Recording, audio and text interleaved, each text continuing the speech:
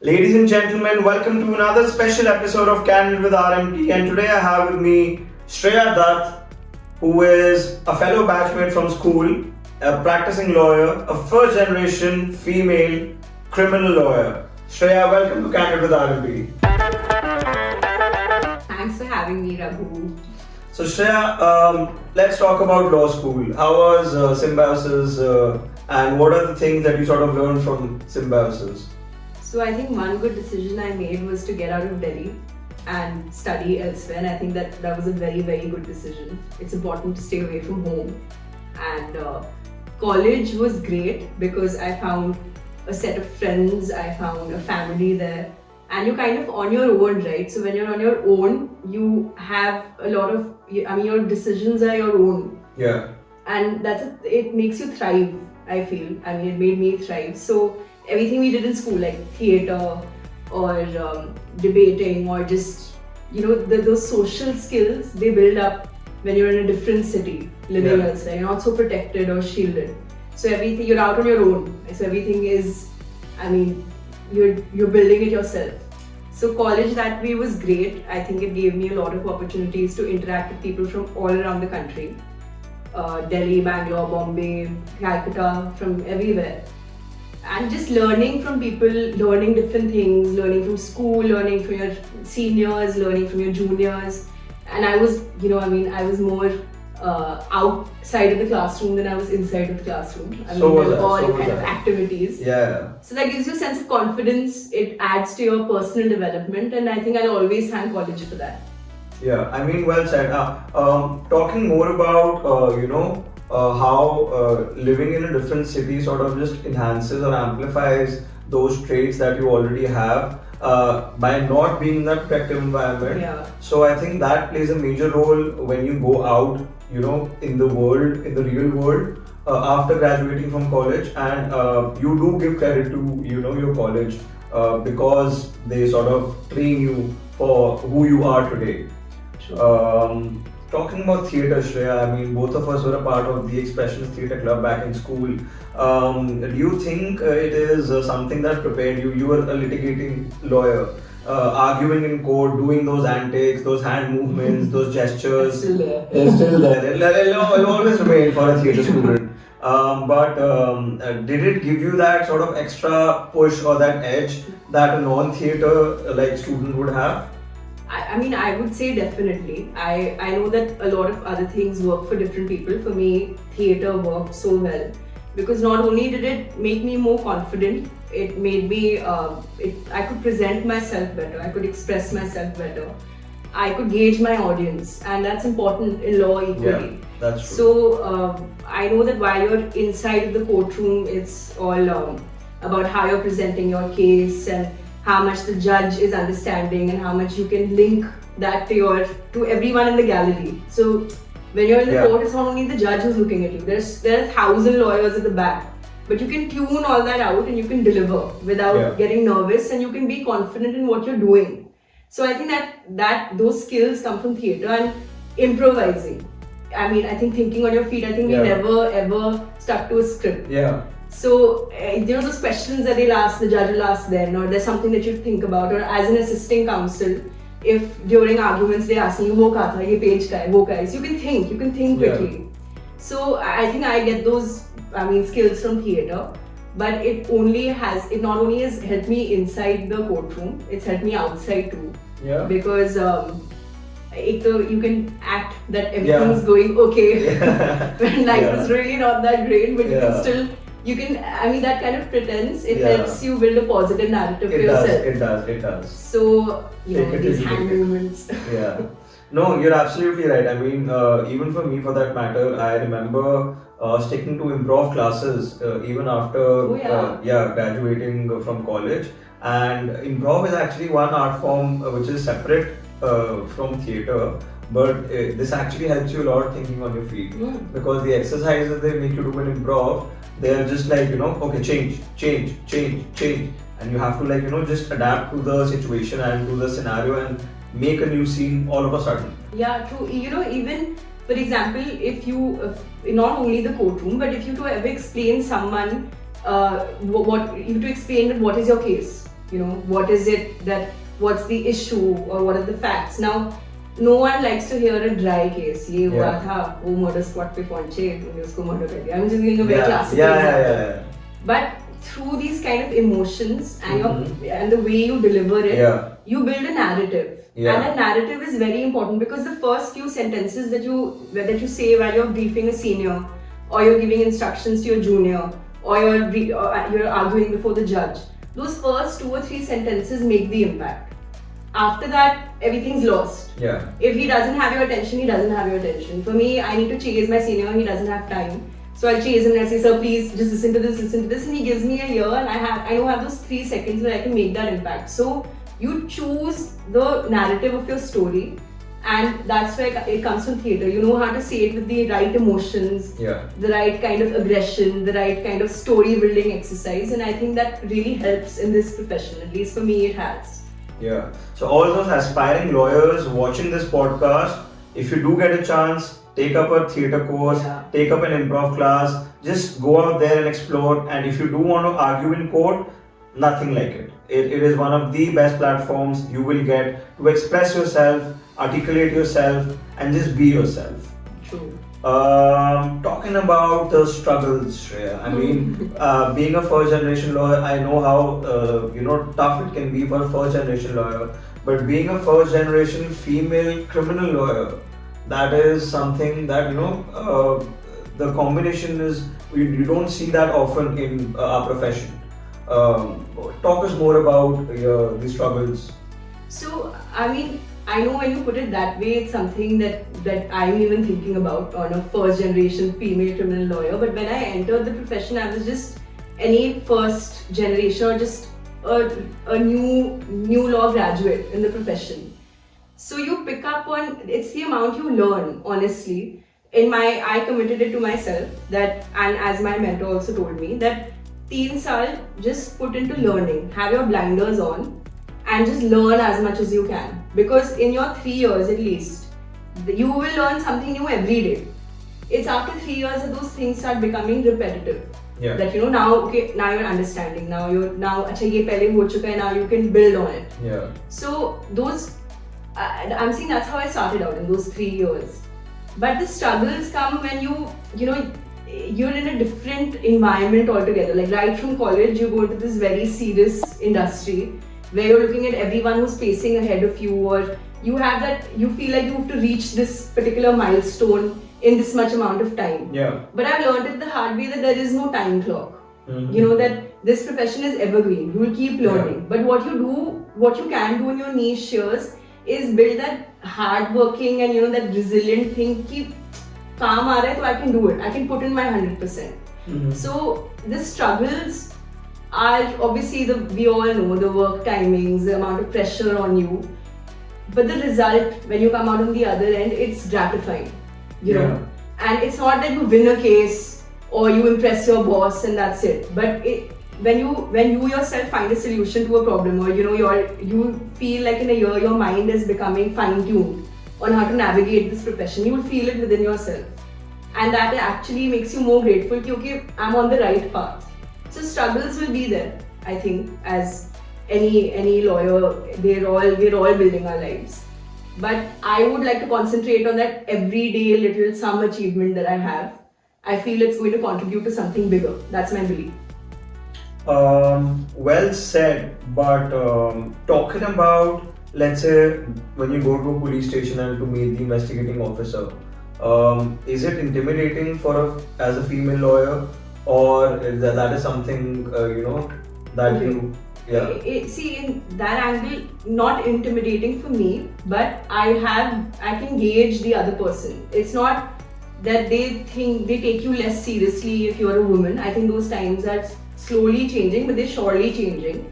It's just that, I mean, this is my perception. If they look at you, they think that you're more studious. I'm doing a lot of CBI prosecutions and I'm assisting my boss in them. So whenever I have to talk to an officer, they will take you as, okay, if you say first 3-4 lines of the case, they know you know your stuff. Yeah. But they think that you're more studious or more academic in nature than you would be practical. Yeah. For a woman, I think that exists somewhere. Mm-hmm. They'll be like, she can do the research, she can do the drafting, but acha practical baatein to sir kaise kare. So you have to prove yourself. I mean, that works for you, that you enter a room and they, from your first 2-3 words, they can gauge that she knows what she's saying. But then to build that kind of trust or build that kind of, I can bring logic or the practical side to it, to this argument or this case, those are things that you slowly develop. And I think that it does not come naturally while looking at a female lawyer. I feel somewhere that's been my experience. And safety-wise, all of these things, they are issues. They've always been. I mean, we're always cautioned that criminal lawyer, ek ladki ban rahi hai. There are so many, there are people that you come across who will not be so inherently nice to you, or they want something from you. But I think in Indian families, you have this sixth sense. Every woman does.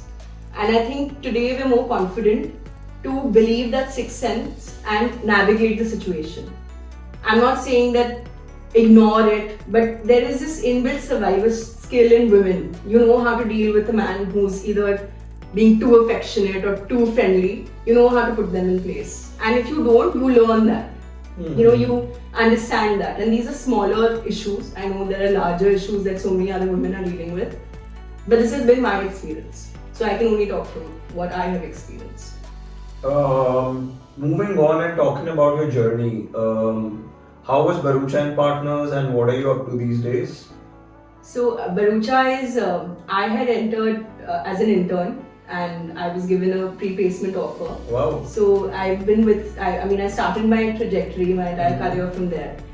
And it was great because I think working in the disputes team, I was in the team of Mr. D.P. Singh. I was in the disputes team. And it was, they would put you on any matter. Whether it's criminal, civil, they'll leave you on the deep end and they'll tell you, figure out your way. They'll obviously be very, very supportive also during it. But it was a good way to learn because you could learn so many skills under one roof in a firm. And they had this culture of, trying to make their juniors grow more, etc. So it was a good environment to learn. But now Mr. Singh, we set up a practice, an independent practice, and he's a prosecutor. So I've transitioned from a firm to a chamber. And how was that? I mean, it's a great experience too, because firm is there's so many hands on deck. There's so many people you can rely on. And it's like, if a client is coming, there are XYZ things that a firm can give you. And your task is assigned to one particular angle of it. You deliver that. You deliver it with perfection. But beyond that, there are so many other people who are looking after those things up and beyond. But in a chamber, everything is you. You know, right from understanding the client or communicating with the client, to drafting, to figuring out the strategy, to figuring out the research. Ki nahi, ye approach nahi leni, ye approach leni hai. So the kind of flexibility or the kind of the spectrum that you operate on in a chamber, I love that experience too. So you've had a flavor of firm practice and a chamber practice, and it's been about five odd years into the profession. Think of going independent. What are these sort of, what do you think? You wrote twice before thinking, chalo, today I'm gonna go independent.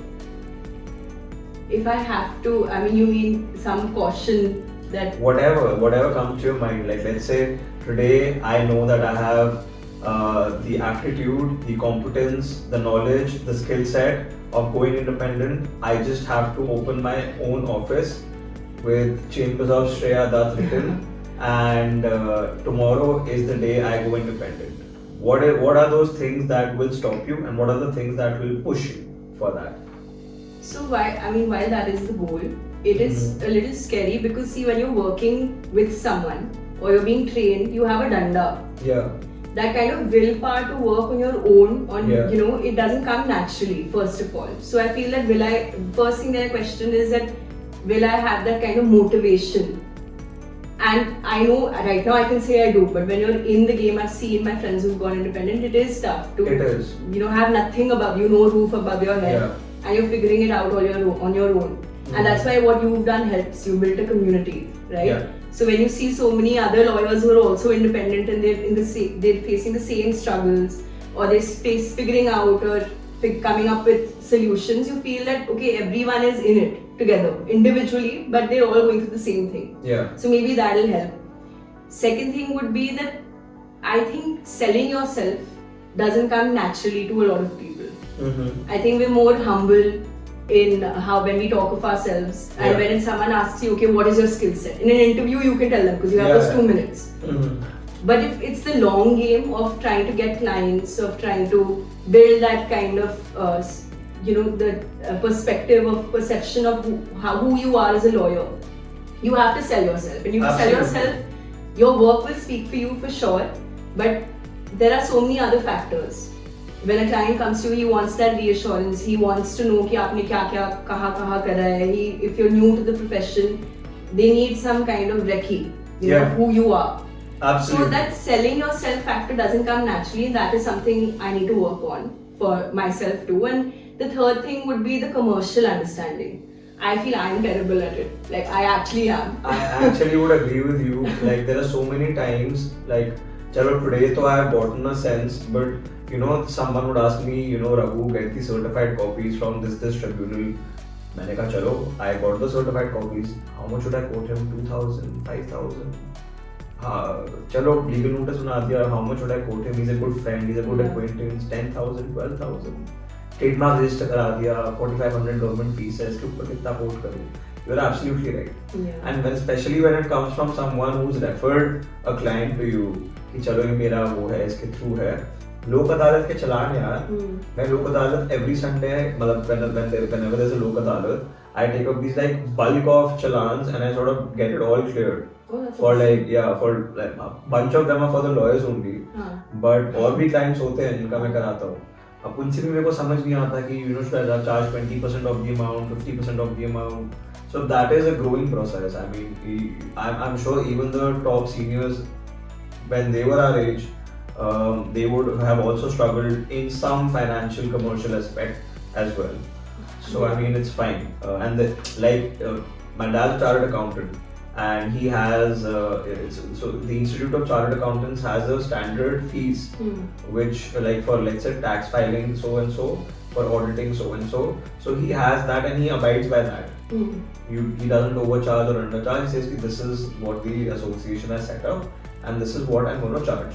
So I think if the bar council, and I say this a lot in my podcast, the bar councils have a very prominent proactive role which they should be playing in terms of a lot of aspects, and this is one of them where they can sort of help the lawyers in at least making a standardized rate in terms of what they can ask as their professional fees for the services that they are providing. But yeah, moving on, in today's generation, the 21st century, in the legal tech arena, what are the different choices after you graduate from law school? So see, I mean, legal tech, of course, that's one arena, but I would be very candid when I say that I don't know much of that. I'm sure there are many opportunities, but one thing which I had come across was that there's a lot of policy work. Yeah.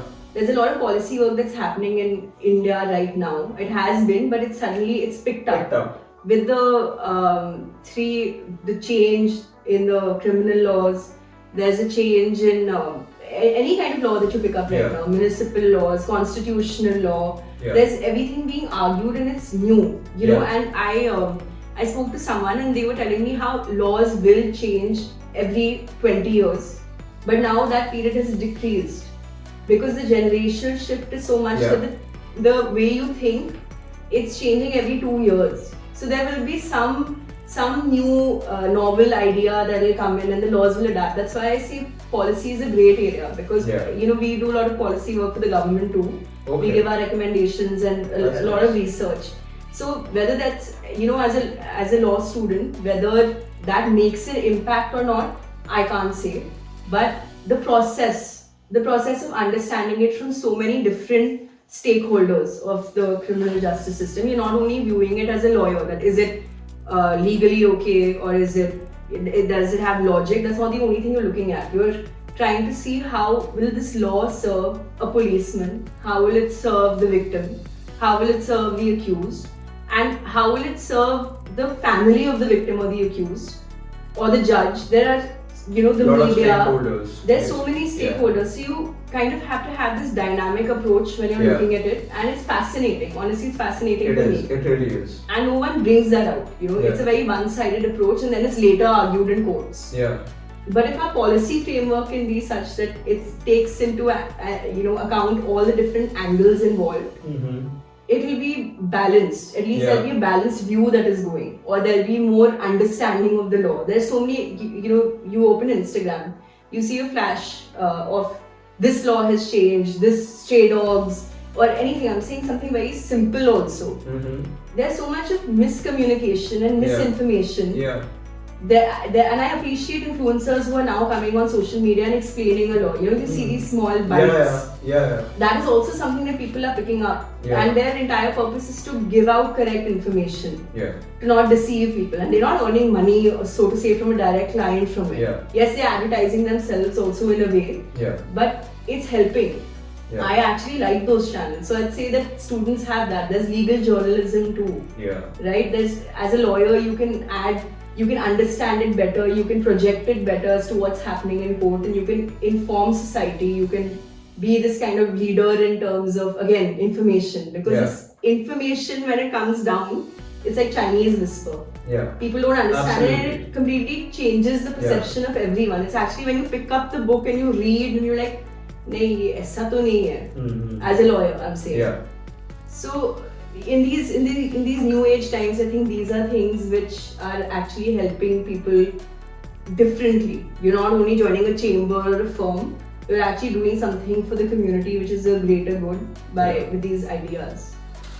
So 2 more things: administering WhatsApp groups and making a community, and running a legal podcast. Those are also new sort of career choices for young lawyers.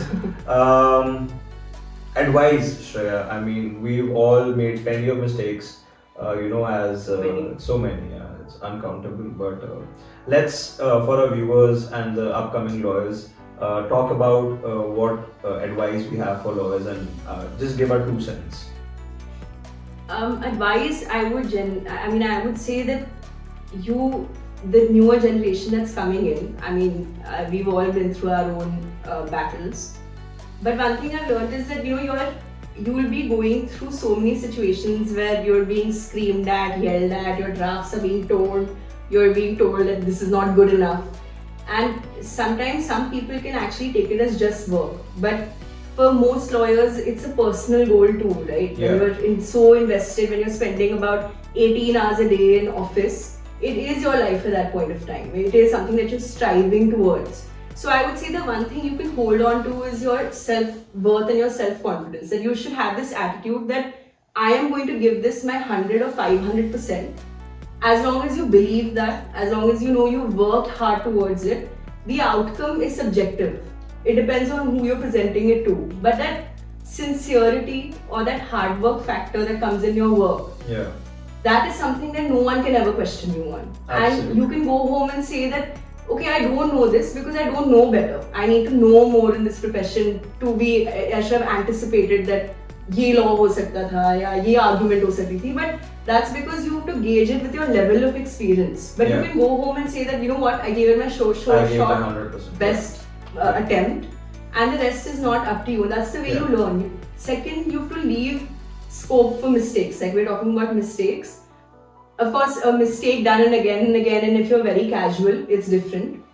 You can't have that kind of casual attitude. Ki theek hai, dekha jayega. You can't have that. It's a big no-no.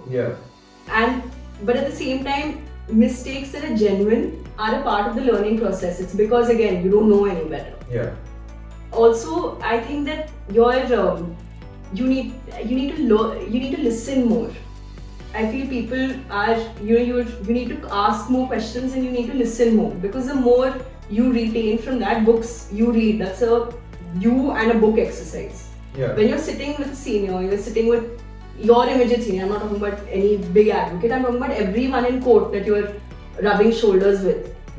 They all have something of verbal knowledge to add. Yeah. So the more you listen, the more you can be like, "Acha, ye aise bhi ho sakta hai." And I'm not talking about law related, I'm talking about life related. Yeah. When we're sitting in the Delhi High Court canteen, very few of us are talking about, case mein ye hua, case mein wo hua. People are talking about life. That they'll be talking about some argument that they observed in this court, and this judge reacted like this, and this lawyer argued this. So these are things that you pick up on. Yeah. So it's more of listening, and it's more of right now. You need to focus more on these 3-4 years are your learning trajectory. All you have to do is learn. The results will show, and have that kind of faith, because faith is all we have. Absolutely. Umeed mein duniya ka hai. Yeah. The final question, Shreya, real versus real. Suits, Better Call Saul, Guilty Minds, Boston Legal. जो हमें दिखाया जाता है एक वकील का नजरिया और एक रूप वर्सेस जो एक्चुअली हम कोर्टों में देखते हैं, how are they different and what are the similarities in that? See, first of all, these shows will never show just like we're talking about struggle, they'll never show that. Everything happens minute to minute. That is so true. And the difference between the biggest difference is that your results are not immediate ever in this profession. If it happens, awesome. But if it doesn't happen, that's ordinary, that's normal. Yeah. So quick gains, and people will they will be on a case for some time or be with a certain officer sometime and feel that I'm not reaping any benefits. But it's you to give it a lot of time. Yeah. Because I've learned that I'll enter the office and I'll have this legal solution and I'll say this and it'll be great. Yeah. But you need to understand that for you to be a part of the case and to follow that momentum, you need to have a lot of trust reposed in you too. So it's a time building exercise. So it's a two-way street. Yeah, correct. So you got to make sure that it's from both the ends. Yeah, and like I was saying, I would think I'll start arguments and I'll be arguing right now. At least in my first year, I thought I'm completing 5 years. By my 5th year, I'll be doing arguments here and there, and there. But you understand that you're not really arguing as much. It's encouraged, of course, but you can't get frustrated. Yeah. Everything is learning, and you'll see that once you start arguing, because you've retained so much through listening. Yeah. That will actually add to your life experience. With that, ladies and gentlemen, we come to the end of this episode. Thank you so much, Shreya, for being on Candid with RMT. It was a true pleasure. Thank you.